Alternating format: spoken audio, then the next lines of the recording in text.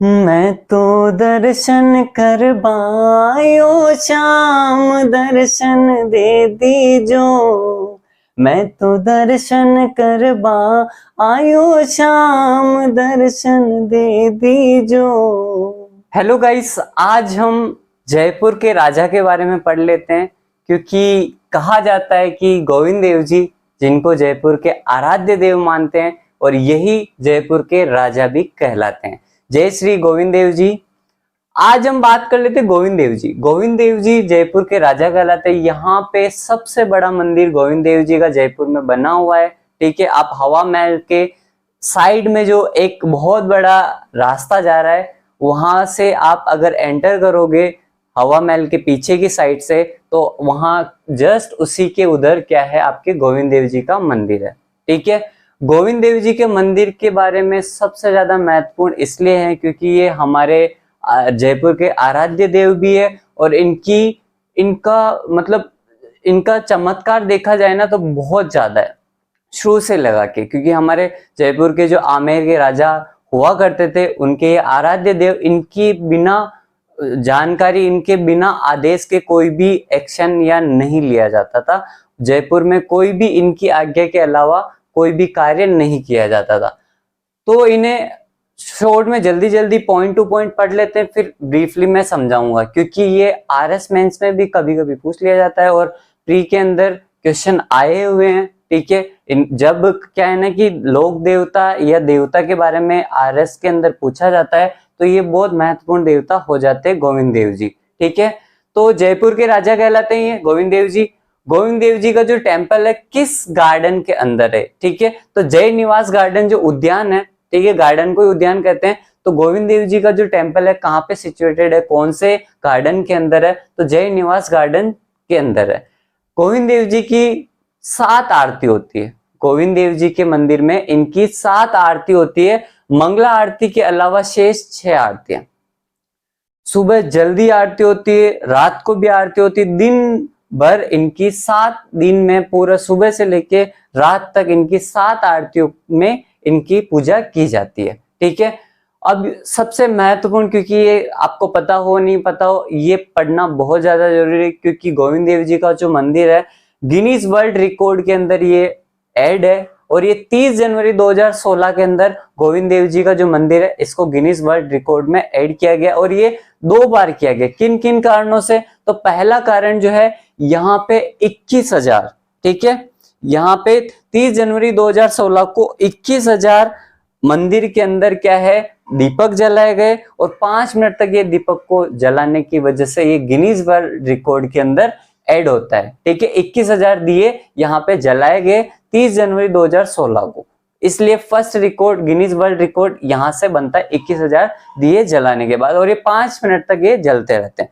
ठीक है, फिर आपने अगर कभी गोविंद देव जी का मंदिर आप गए हो तो वहां की छत देखा हो तो 119 लंबाई, 124 चौड़ाई और 24 ऊंचाई। आरसीसी का जो ऊपर देखोगे आप कभी, तो बहुत बड़ा प्रांगण है, तो वो बिना किसी सिंगल पिलर के इतनी बड़ी इमारत को टिका रखा है। ठीक है, तो यही आरसीसी का जो एक छत है, इसी को भी क्या है, गिनीज वर्ल्ड रिकॉर्ड के अंदर आपके जयपुर के राजा जिन्हें गोविंद देव जी कहते हैं, वहां के मंदिर का जो प्रांगण है उनको क्या है, सेकेंड रीजन की वजह से गिनीज वर्ल्ड रिकॉर्ड में आपके ऐड किया गया, क्योंकि यहाँ पे एक भी सिंगल पिलर के बिना वो इमारत खड़ी है।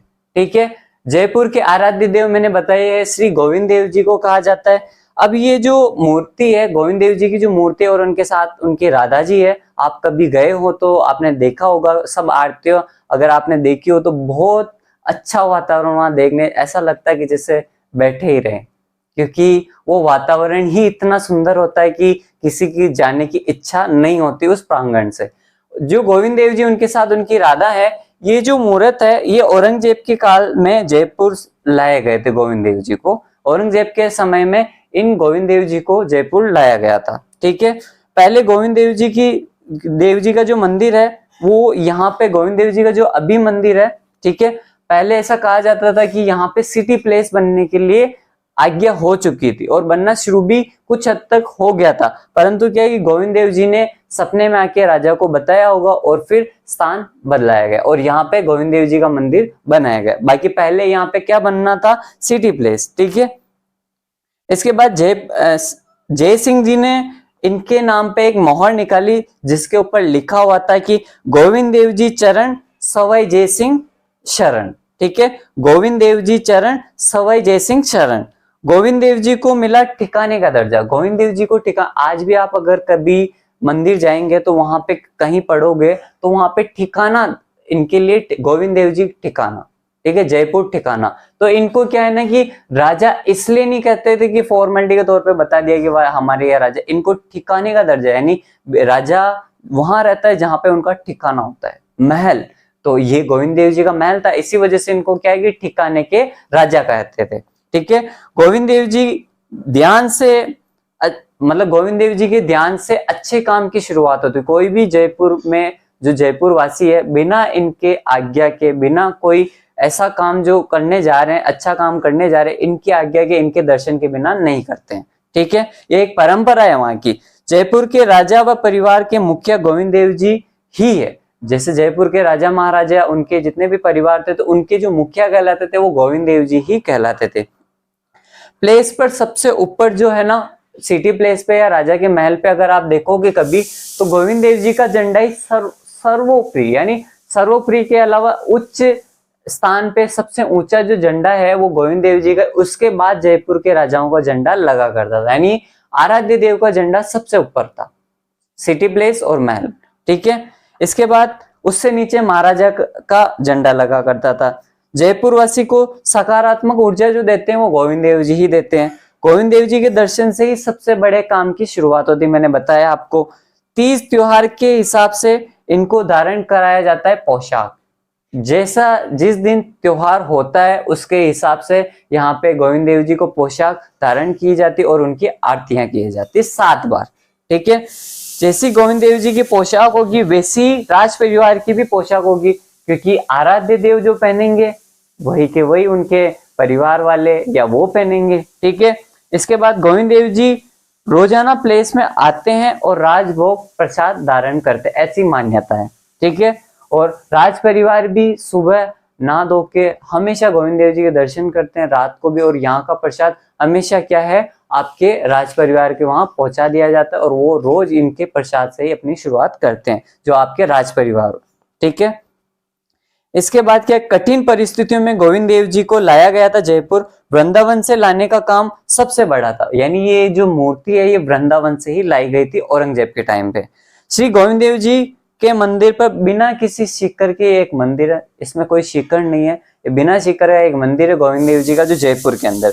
जयपुर के आराध्य देव श्री गोविंद देव जी, ठीक है। और एक महत्वपूर्ण स्टेटमेंट, क्यों, क्योंकि पुराने समय में जब राजा महाराजा आमेर पे राज किया करते थे, जयपुर पे राज किया करते थे, उस टाइम पे तो बताया ही गया था कि हमारे आराध्य देव कौन है, गोविंद देव जी। पर क्या है ना कि जब राजस्थान का एकीकरण होता है तो जो चौथा चरण आता है 14 जनवरी 1949 के अंदर, तो राज्य में जयपुर के विलय के बाद तत्कालीन राजा जो जयपुर के राजा होते हैं सवाई मानसिंह सेकंड ने भी एक स्टेटमेंट दिया था कि जयपुर राज्य श्री गोविंद देव जी का है और हम इनके दीवान हैं। जैसे मेवाड़ के राजा एकलिंग जी को माना जाता है और उनके राणा जितने भी हुआ करते थे वो उनके दीवान हुआ करते थे, ऐसे जयपुर के राजा तो श्री गोविंद देव जी है पर उनके दीवान कौन है, जो राजा वगैरह होते थे, यानी जो आमेर के कछवा वंश के जितने भी आपके राज किया करते थे वो क्या है, इनके दीवान हुआ करते थे। गोविंद देव जी राजा कहलाते थे और उनके बाद में जो वहां पे राज करते थे, ठीक है, वो इनके दीवान होते थे, ठीक है, कछवा वंश के सारे। इसके बाद क्या है, जयपुर स्टेटमेंट वापस पढ़ रहा हूँ। राजा सवाई मानसिंह सेकंड ने कहा था कि जयपुर श्री गोविंद देव जी का है और हम इनके दीवान हैं। ये जयपुर राज्य इनका है और इनका ही रहेगा। ये जयपुर राज्य इनका है और इनका ही रहेगा। ऐसा किसने बताया था? सवाई मानसिंह सेकंड, जो अंतिम राजा थे आपके जयपुर के। जब राजा आपके राजस्थान का विलय हो रहा था, चौथा चरण जब चल रहा था, उस टाइम पे इन्होंने ये स्टेटमेंट दिया था कि ये जो गोविंद देव जी है ये हमारे आराध्य देव है और हम इनके दीवान है, यही जयपुर के राजा है। ठीक है, जय श्री गोविंद देव जी।